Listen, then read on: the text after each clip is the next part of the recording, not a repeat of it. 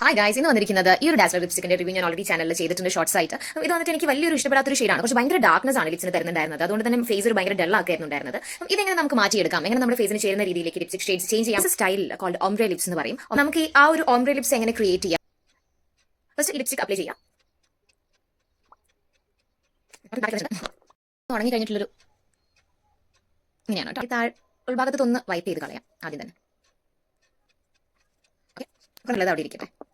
ഞാൻ പറഞ്ഞു light shade lipstick എടുക്കാം എന്നുള്ളത്. ഒരു ചേഞ്ച് കാണുന്നില്ലേ? ഇതല്ലെങ്കിൽ എനിക്കൊരു ഫൗണ്ടേഷൻ എടുക്കാം.